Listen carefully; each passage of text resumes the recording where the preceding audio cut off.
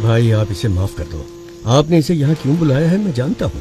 भाई ये तो बच्चा है, अनजाने में गलती हो गई तो आप इस पर रहम कीजिए। और भाई जल्दबाजी में अगर आपने कोई निर्णय ले लिया तो मेरी कुर्सी का क्या होगा? इतने सालों बाद भी तुम मुझे जान नहीं पाए है ना? जानते हो मेरा डर क्या है? ये नहीं कि तुम्हारी कुर्सी चली जाएगी, बल्कि यह कि तुम्हारे बेटे की जान। भाई अब भाई मैं आज ही इसे सरेंडर करने को कहता हूँ और उस लड़की के घर वालों को जितना पैसा देना हो मैं देने को कहता हूँ। मेरे बेटे को छोड़ दो भाई। डैडी, मैं सरेंडर नहीं कर सकता।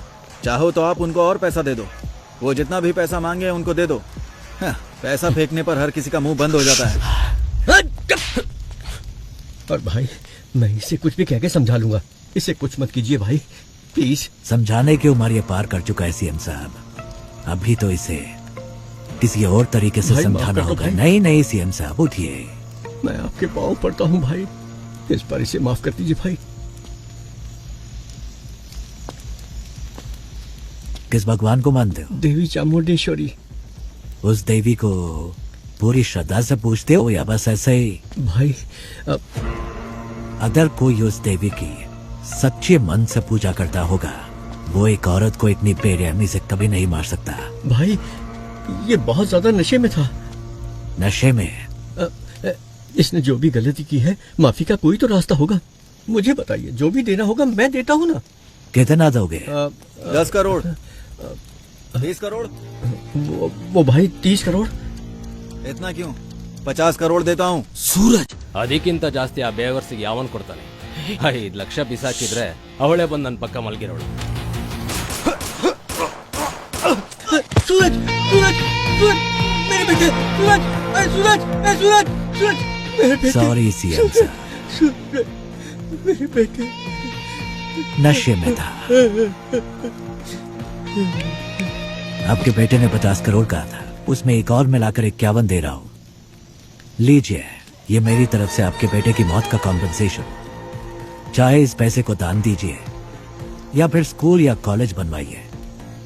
अपने बेटे को तो सही शिक्षा नहीं दे पाए, कम से कम इस पैसे से दूसरे बच्चों को शिक्षा दे देना। All forces entry. अब तेरे साथ जो होगा तूने सोचा भी नहीं होगा।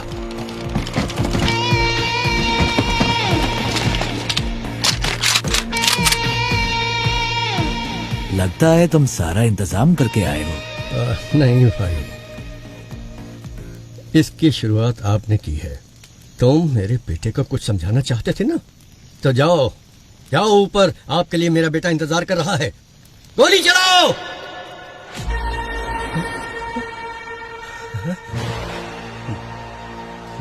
आई सेट फायर।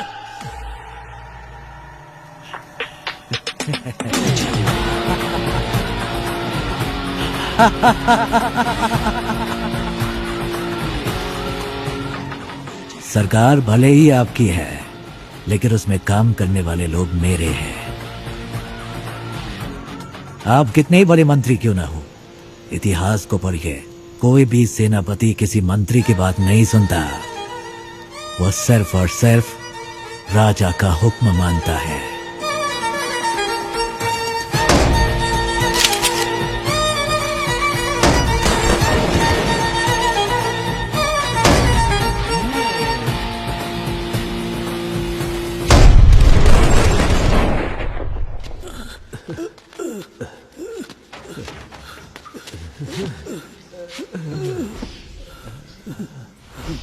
क्या हुआ सर?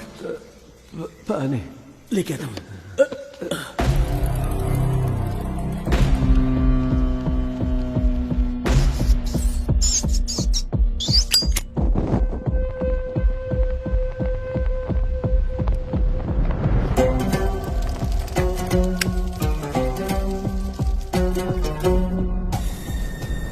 मेरी डिमांड नोट करो। जेल के चारों ओर जो कमांडोज शार्प शूटर्स हैं, वो यहाँ तक नहीं होने चाहिए। मिस्टर सरन राज के सिवा मैं किसी और से नेगोशिएट नहीं करूंगा। आज रात 1 बजे एयरपोर्ट जाने वाले सभी रास्ते क्लियर होने चाहिए। एयरपोर्ट पे मुझे 2 फ्लाइट चाहिए, एक फ्लाइट अफगानिस्तान के लिए और दूसरी म्यांमार के लिए। मैं एयरपोर्ट पहुंचते ही 50% हॉस्टेजेस रिलीज कर दूंगा और डेस्टिनेशन पर पहुंचते ही बाकी 50% हॉस्टेजेस रिलीज कर दूंगा। ध्यान रहे इन सब का अप्रूवल 12 बजे से पहले रेडी हो जाना चाहिए। एक बात और, ज्यादा होशियारी मत करना, वरना यहाँ पर कोई नहीं बचेगा।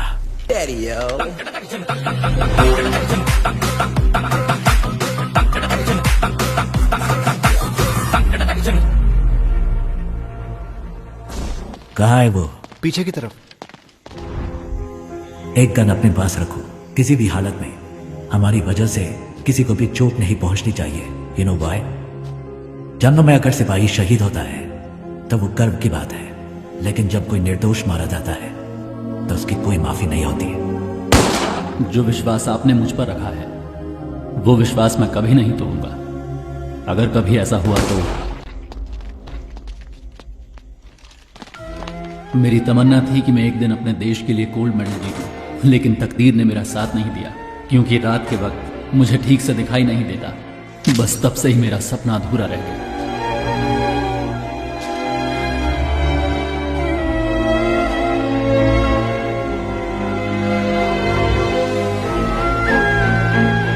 इसकी बॉडी को यही दफना दो।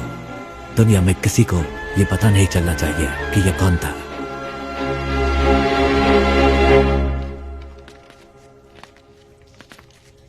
सर, अर्जेंट बाथरूम जाना है सर। क्यों? अरे कितनी बार बाथरूम जाएगा तू? सर, मैं डायबिटिक हूँ सर, बार बार बाथरूम जाना पड़ता है। चलो चलो जल्दी पैर चलाओ। जा रहा हूँ ना। चलो अंदर।